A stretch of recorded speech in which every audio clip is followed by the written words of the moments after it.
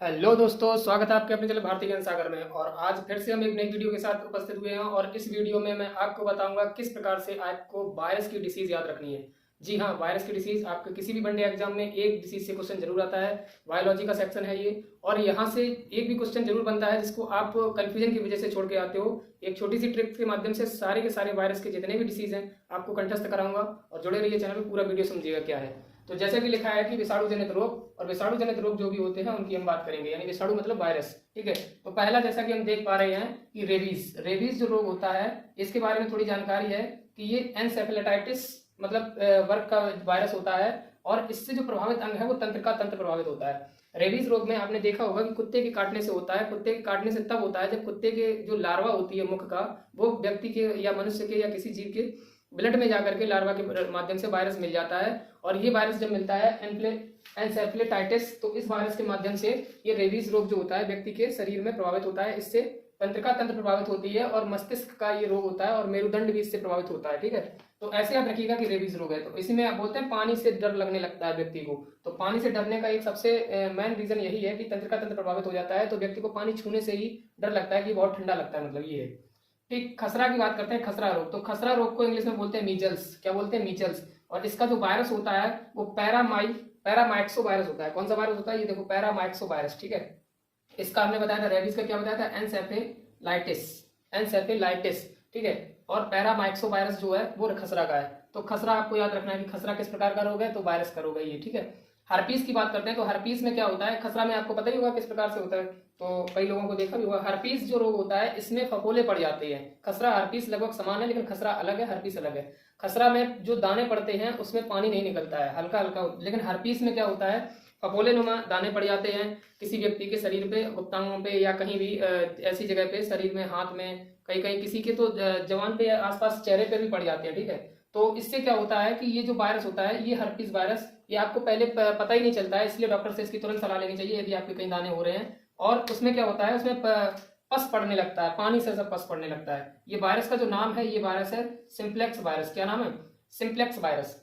तो ये हर्पीस रोग उससे फैलता है, सिंप्लेक्स वायरस से। ठीक है, अगला रोग जो है वो हम पढ़ते हैं मेनिंजाइटिस। मेनिंजाइटिस का आपने कई बार सुना होगा। मेनिंजाइटिस ये मस्तिष्क की बीमारी है, मस्तिष्क की बीमारी है। होता क्या है मेनिंजाइटिस? इससे जो मस्तिष्क में एक हल्की सी परत होती है, झिल्ली, ये झिल्ली जो होती है इसमें सूजन आ जाती है। सूजन आने के कारण इसमें कई बार आपने देखा होगा, इसके बाद जो रोग होते हैं, रोग के कारण जो है वो देखो, Neisseria Neisseria meningitis Neisseria meningitis, ये रोग है, ये वायरस है। दूसरा वायरस क्या है? Streptococcus pneumoniae. स्ट्रेप्टोकोकस न्यूमोनी जो वायरस है, ये आपका निमोनिया के लिए भी जिम्मेदार होता है। जो निमोनिया हो जाता है, आपने सुना होगा, उसके लिए भी जिम्मेदार होता है। साथ ही साथ मेनिंजाइटिस के लिए भी है। दूसरा है हीमोफिलिस इन्फ्लुएंजा।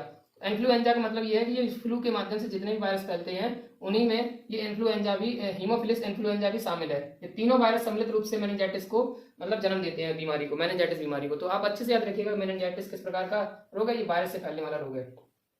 दूसरा बात करते हैं हेपेटाइटिस। हेपेटाइटिस जो होता है, हेपेटाइटिस बी वायरस से फैलता है।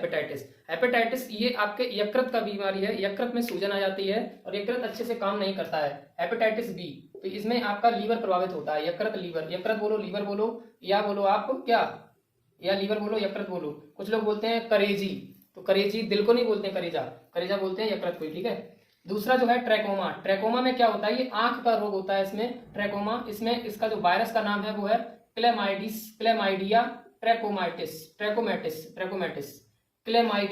ट्रैकोमैटिस, ये वायरस का नाम है, और ये आंखों का रोग होता है, ये ट्रैकोमा। ठीक है, ट्रैकोमा याद रखिएगा, वायरस का रोग है। ठीक है, अगला हमने देखा है कि पोलियो जो रोग होता है, इसके लिए आप एक विशेष वायरस को ना याद रख के बस इतना याद रखिएगा, ये पोलियो जो है पोलियो वायरस से फैलता है, पोलियो वायरस से फैलता है। और इसके बारे में कुछ जानकारी है, देखिए, ये आरएनए वायरस होता है, आरएनए। देखिए, वायरस दो प्रकार के होते हैं, प्रोटीन के जो वाहक होते हैं उनको आरएनए कहा जाता है। वैसे आरएनए का जो फुल फॉर्म होता है राइबोन्यूक्लिक अम्ल होता है, राइबोन्यूक्लिक एसिड होता है। ठीक है, इसमें जो आरएनए जनित जो वायरस होते हैं उनका ये काम होता है कि ये तब तक सुप्तावस्था में रहते हैं जब तक इन्हें अनुकूल पर्यावरण वातावरण नहीं मिलता है, और इनको जन्म लेने के लिए या इनको पुनर्जीवित होने के लिए डीएनए की आवश्यकता नहीं पड़ती है, समझ भाई, इसीलिए बोला गया आरएनए वायरस है। ये वैक्सीन के माध्यम से फैलता है, इसीलिए ओरल वैक्सीन लेना बंद करा दी गई है अब। ठीक है, तो ये जो वायरस है, ये देखिए किससे है, ये पिकॉर्न विरिडी, ये कौन विरिडी परिवार में एक एंटोवायरस सी प्रजाति का होता है, एक एंटोवायरस सी प्रजाति का होता है। ये उसी का एक सीरोटाइप है। क्या है? सीरोटाइप। यहाँ जीरोटाइप नहीं याद रखना, क्या है? सीरोटाइप है। तो ये विशेष जानकारी मैंने आपको प्रोवाइड कराई। आशा करता हूँ अच्छी लग रही होगी वीडियो आपको, ठीक है। और अगला जो वायरस का नाम है, वायरस का जो रोग है वो है आपका एड्स। अच्छे से आप इससे वाकिफ होंगे, एड्स आपने कई बार पढ़ा भी होगा। Acquired immuno deficiency syndrome, acquired immuno deficiency syndrome, ये रोग प्रतिरोधक क्षमता को कम कर देता है। धीरे धीरे बुखार आता है, बुखार में खांसी जुकाम होने लगता है और फिर वो कभी भी सही नहीं होता है, यानी कि जो रोग हो गया आपको वो फिर सही नहीं होगा। इसके लिए T4 जो सेल्स होती हैं वो जिम्मेदार होती हैं, T4 सेल्स का ये नष्ट कर देता है ये वायरस। इस वायरस का नाम है HIV। क्या नाम है? HIV, human immuno virus, human immuno virus, ठीक है। यानी मानव की प्रतिरक्षा प्रणाली को ये क्या करता है? कमजोर कर देता है, एड्स, ठीक। दूसरा क्या है कि चेचक। चेचक में क्या होता है? चेचक का जो वायरस है ये वेरिओला वायरस है। क्या नाम है? वेरिओला वायरस।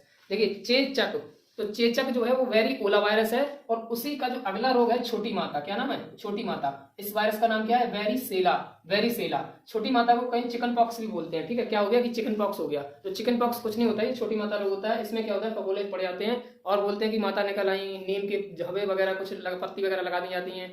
और होता क्या है कि इस वायरस को रोकने का इसका परहेज यही होता है इसको, कि जब भी कोई पीड़ित व्यक्ति है तो उसको एक अलग कमरे में रखा जाता है, छुआछूत से दूर रखा जाता है। खांसी जुकाम, उसका थूक वगैरह, लार वगैरह, लार्वा किसी दूसरे व्यक्ति के संपर्क में नहीं आना चाहिए। यदि ऐसा होता है तो वायरस संक्रमण और फैलेगा, ठीक है। इसीलिए नीम वगैरह पानी को नहाने का यूज किया जाता है। अपने गांव देहात में आपने देखा होगा, पहले जो माताएं थीं वो यही करती थीं। जब एक बच्चा छोटी माता से ग्रसित हो जाता था तो वो इसी प्रकार के ट्रीटमेंट करती थी, ठीक है। और बोलते थे कि इस टाइम लहसुन प्याज कुछ मत बनाओ घर में, छीका बघारी मत करो, क्या बोलते हैं, सब्जी वगैरह, तो उससे की बढ़ जाती हैं। तो ऐसा कुछ भी नहीं। आप देखिएगा कि होता क्या है कि जब आप जिस जगह पे रह रहे हो और वायरस वो बनाया जाता है तो वहां से जो जलन होती है, उस गर्मी होती है, तो उससे क्या होता है, जो फफोले होते हैं शरीर पर उन पर इफेक्ट पड़ता है और उससे और ज्यादा जलन होने लगती है, ठीक है। इसीलिए उस चीज को मना किया जाता है, ताकि ये आप उसको कंट्रोल किया जा सके जल्दी मरीज को, ठीक है।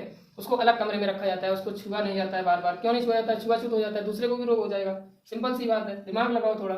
डेंगू की हम बात करते हैं, ये एडिस मच्छर से फैलता है, एडिस मच्छर से, ठीक है। डेंगू के लिए एक वायरस होता है जिसके 4 टाइप होते हैं, एक वायरस होता है जिसके 4 टाइप होते हैं। डेंगू का आपने अभी तक कभी भी सटीक वायरस नहीं सुना होगा, लेकिन इस वायरस का नाम होता है DENV, DENV1, DENV2, DENV3, DENV4। ये 4 वायरस सम्मिलित रूप से डेंगू बीमारी को जन्म देते हैं। और डेंगू में जो प्रभावित अंग है वो आपका क्या है?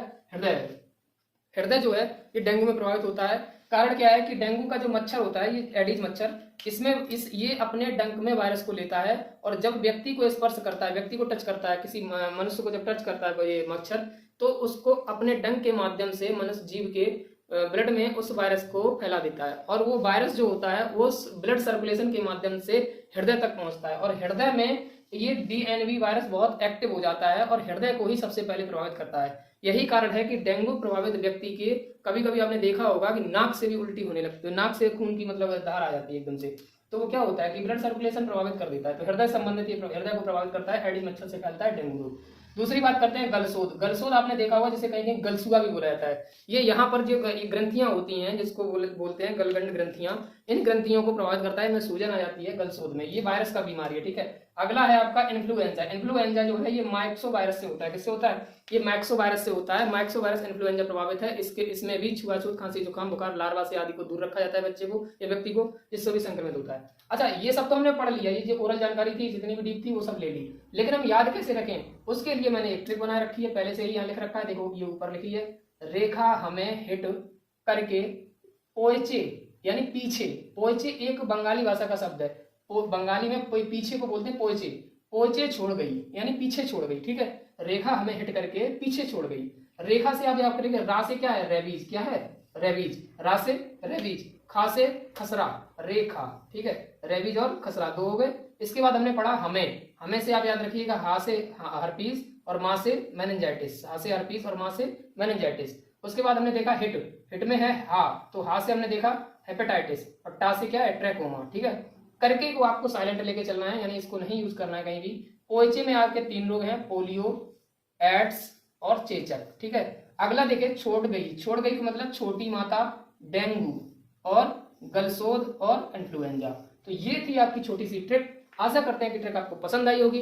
रेखा हमें हिट करके पोएचे छोड़ गई अर्थात पीछे छोड़ गई, तो आपको ऐसे याद रखना है कि रेबीज, खसरा, हिट करके अर्थात हर्पीस, मेनिंजाइटिस, हेपेटाइटिस हिट, और हर्पीज में देखो हाँ पे मात्रा नहीं है, हिट पे मात्रा है, इसलिए हिट हेपेटाइटिस यहाँ रखना, हेपेटाइटिस को लिखा है। हमें से हर्पीज यानी कोई मात्रा नहीं है, इसलिए हमें याद रखना। तो ये ट्रैकोमा करके साइलेंट रखना है। पोलियो एड्स चेचक, छोटी माता, डेंगू, गलसोत और इन्फ्लुएंजा, ये आपके कुछ वायरस से फैलने वाले विशेष रोग थे। आशा करते हैं वीडियो अच्छी लगी होगी। लाइक से सब्सक्राइब करिएगा, किसी दूसरे को भी शेयर करिएगा। अगर वीडियो अच्छी लगी है तो चैनल भी सब्सक्राइब कर लीजिएगा। मिलते हैं किसी नेक्स्ट वीडियो में, तब तक के लिए टाटा, धन्यवाद, जय हिंद, वंदे मातरम।